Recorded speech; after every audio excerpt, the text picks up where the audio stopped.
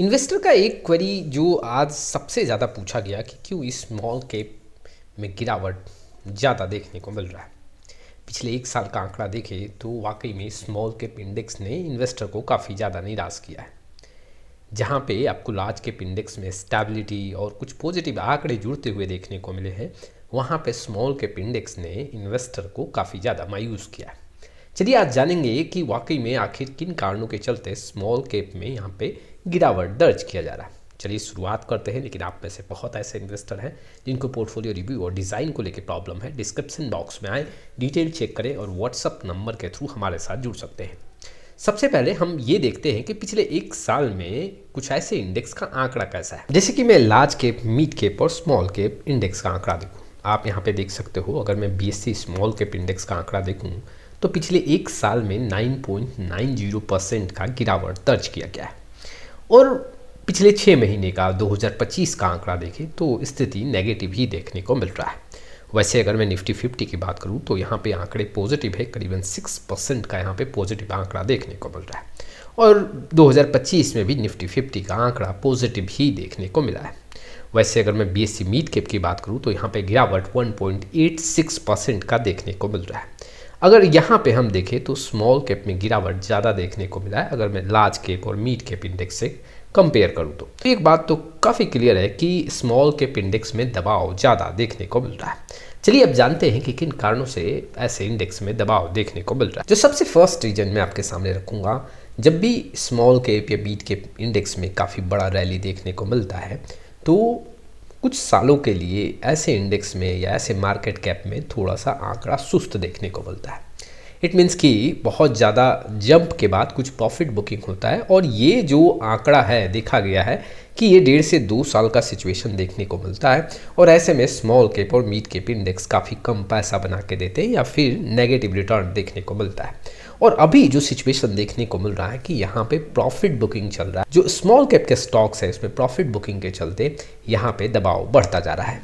दूसरे रीजन की बात करूँ तो जो यहाँ पे क्वार्टर रिजल्ट आते हुए देखने को मिले हैं स्मॉल कैप कंपनी के, वो आंकड़े अच्छे देखने को नहीं मिल रहे। और ये जो क्वार्टरली रिजल्ट है, अगर आप लार्ज कैप स्टॉक्स के देखोगे, निफ्टी 50 के स्टॉक्स का आप देखोगे तो उसमें से अधिकतर स्टॉक्स का लास्ट क्वार्टर रिजल्ट गया है, उसमें आंकड़े अच्छे देखने को मिले। लेकिन स्मॉल कैप जो स्टॉक्स है उसमें अधिकतर स्टॉक्स का आंकड़ा काफ़ी निराश किया है, जिसके चलते यहाँ पे स्मॉल कैप में गिरावट दर्ज किया गया है। नेक्स्ट पॉइंट की बात करूँ तो अगर अभी आप देखोगे तो इन्वेस्टर ऐसे फंड्स में पैसा लगा भी नहीं रहे क्योंकि रिटर्न यहाँ नहीं बन रहा है। इन्वेस्टर वैसे जगह पैसा लगा रहे हैं जहाँ पे कुछ ना कुछ पैसा बन रहा है। पिछले एक साल का आंकड़ा देखोगे तो 10% के आसपास का नुकसान है। इन्वेस्टर यहाँ से पैसा निकाल के ऑलरेडी कुछ वैसे फंड्स में पार्क किए हैं जहाँ पे पैसा कुछ ना कुछ बनता रहे। जैसे कि अगर आप डेब्ट इंस्ट्रूमेंट की बात करोगे तो वहाँ पे 7 से 10% के बीच में रिटर्न बनता हुआ देखने को मिला है पिछले एक साल में। तो यहाँ से पैसा भी इन्वेस्टर निकाल रहे हैं और उस पैसे को दूसरे जगह पार्क कर, एक तो रिटर्न नहीं बन रहा है। तो इन्वेस्टर ऐसे जो मार्केट कैप के इंडेक्स हैं या फिर ऐसे कोई प्रोडक्ट है जो स्मॉल कैप और मिड कैप बेस्ड है, वहाँ से थोड़ा दूरी बना के रख रहे हैं। एक और मैं अगर पॉइंट यहाँ पे ऐड करूँ तो देखो FII जो है, जो यहाँ पे बिकवाली करके चल रही है, उसमें सबसे ज़्यादा स्मॉल कैप कंपनियों से अपना हाथ खींच रही है। इट मीन्स कि स्मॉल कैप कंपनियों में वो पैसा नहीं लगाना चाहती है क्योंकि पैसा नहीं बन रहा है और वहाँ पे जो नुकसान है वो काफ़ी बड़े फिगर में FII फेस करना पड़ रहा है। ऐसे में ऐसे स्मॉल कैप कंपनियों से जब FII पैसा निकालेगी तो दबाव वाकई में बढ़ता जाएगा। कई बार देखने को मिला है कि जब स्मॉल कैप काफ़ी ज़्यादा रैली देता है तो फिर कुछ साल के लिए पॉज हो जाता है। इट मीन्स कि रिटर्न काफ़ी ज़्यादा नहीं बनता है। अभी वैसा ही सिचुएशन है। इन्वेस्टर को यहाँ पे क्या स्टेप लेना चाहिए? देखो, आपको SIP के थ्रू अपने स्मॉल कैप में पार्टिसिपेट करना चाहिए। कोई म्यूचुअल फंड में आप पार्टिसिपेट कर रहे हो तो SIP के थ्रू ही आपको पार्टिसिपेट करना है।